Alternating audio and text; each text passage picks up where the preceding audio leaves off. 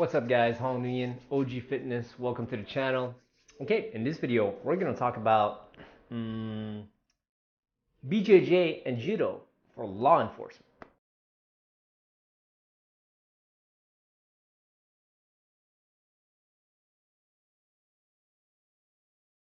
Okay, so let me read you guys the question from our friend Evan McClure. Our friend, one of the guys in the communities. I like this question, and I actually spoke about this not too long ago with someone. And I'm laughing because I'm not going to tell you guys who it is because I just don't want this person to have any, exposure, right? At my convenience, so to speak. Okay, so Evan McClure. Hey Hong, like yourself, I'm a brown belt judoka. I've been training for about 3.5 years for about 6 days a week. Ooh, that's intense. 6 days a week. Dream come true, my friend. Okay, a friend of mine who's a BJJ and I talked about recent events with police brutality.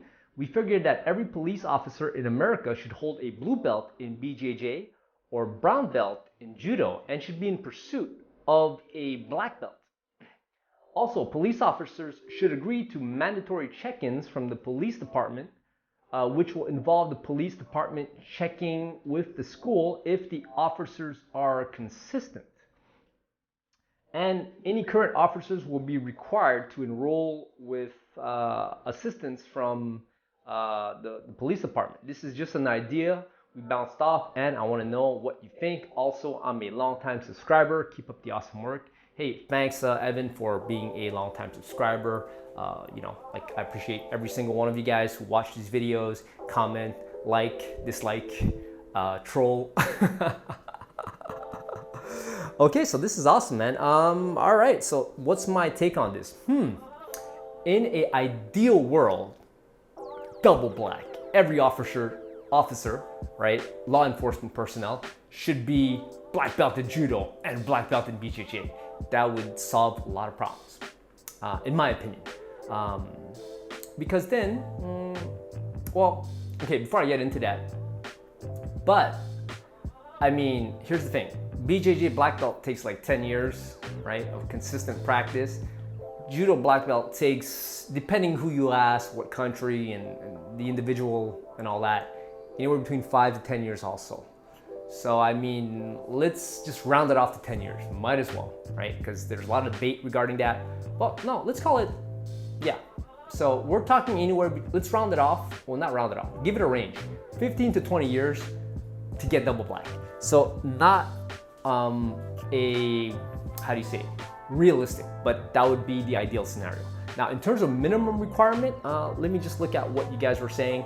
Blue belt in BJJ or brown belt in Judo in pursuit of the black. Definitely, not necessarily in pursuit of the black, but I think consistent training. And I had a discussion with somebody the other day regarding this, and they actually told me that they wouldn't put a belt to it. They would actually just like make it so that the classes would be given, like, let's say 2 times a week or 3 times a week, where it would be mandatory, but it would be funded, state funded, right? Funded by the government. No, the government funds the police department, and the police department, offers this, not offers this, but kind of imposes, for lack of a better term, to all the officers, all the law enforcement officers, so that they could train, 2 or 3 times a week. And it would be an ongoing thing. Like every week they would have to train. And they would, yeah, so that would be something, that'd be pretty interesting, I believe. Now, I think like the minimum, for me, a blue belt in BJJ, it's not enough yet. It's still, there are a lot of very good blue belts. Like, don't get me wrong, everybody's different and if they compete or not and all that. But I mean, blue is just like the beginning kind of thing, It's not enough for you to be, because I remember when I was blue, well, I still am blue in BJJ, but I feel that I might be closer to my purple, because I did it for 6 years. And then after that, I went to judo, but I still did newaza in judo. So I'm thinking to myself that when I think back, me personally as a blue belt and in other blue belts that I fought, like, yes, they could manhandle, most people who don't do BJJ, but a purple belt can manhandle even people who do jiu-jitsu, who have strength, who are more stronger and athletic, and they could potentially tap out brown belts and black belts also.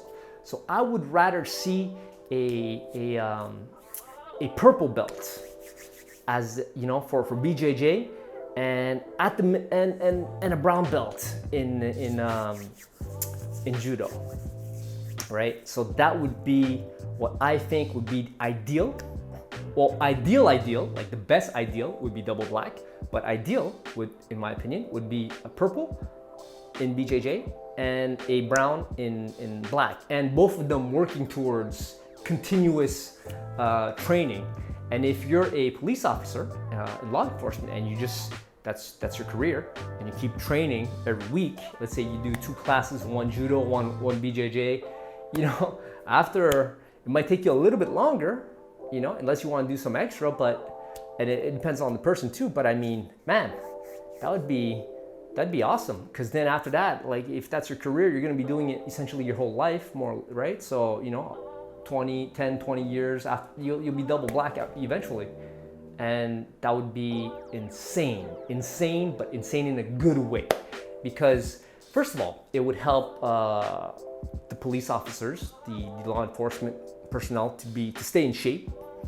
You know, BJJ and judo, great for stress, and of course, man, just like management of oneself, like, and the abilities that it gives them to have that those skills to be able to handle a situation without having to resort too quickly to, you know, like tasers and guns and, you know, shooting people and all that.